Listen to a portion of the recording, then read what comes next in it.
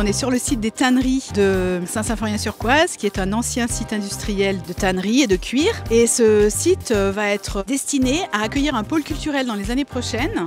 Ce matin, on a accueilli en fait la Française des Jeux et la Fondation du Patrimoine qui nous ont remis un chèque d'un montant de 300 000 € puisque nous avons été lauréats de la mission Berne fin 2021. Et cet argent va être fléché dès l'année prochaine sur des travaux de rénovation, notamment certainement sur la toiture et les menuiseries. C'est la mission Berne ou la mission Patrimoine qui retient des sites qui sont proposés par la Fondation du Patrimoine. Et ce site a été retenu dans le cadre de la mission Berne parce qu'il avait un intérêt, pas touristique, mais c'était un ancien site industriel qui avait comme projet en réhabilitation de devenir un centre culturel. Ça fait partie du patrimoine de nos régions, ce qu'on appelle le petit patrimoine aujourd'hui, qui a vocation à être réhabilité à la demande effectivement d'Emmanuel Macron et de Stéphane Bern. Donc il y a un fonds de dotation. Tous les ans, vous avez des produits qui sont mis en vente sur nos points Françaises des Jeux. Donc il y a 30 000 points de vente distributeurs de l'offre Mission Patrimoine. Et sur chaque produit vendu par la Française des Jeux, vous avez une part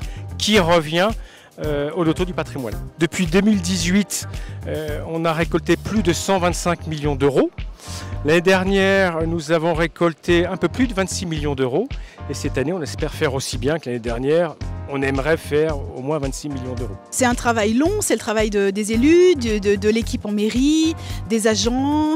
Et puis bien sûr, maintenant, on met en collaboration aussi, dans un premier temps, des associations, puis par la suite des entreprises, des commerces, des artisans, pour pouvoir investir le lieu, l'occuper et faire une projection en fait, de sa réalité, de pôle culturel. Et notamment, bien sûr, la collaboration depuis plusieurs années avec la Maison des Métiers, puisque aujourd'hui, le musée a du mal à retrouver de la dynamique parce que les bénévoles ont mis beaucoup d'énergie ces dernières années dedans. Donc aujourd'hui, nous avons en fait le désir de faire en sorte de retrouver une partie de la collection dans le musée et d'inventer un espace muséographique alors moderne, dans l'esprit un peu d'un tiers-lieu, et de faire vivre aussi ce site avec d'autres choses, les scolaires, évidemment les artisans, des salles de travail et beaucoup de choses autour du savoir-faire et de la main.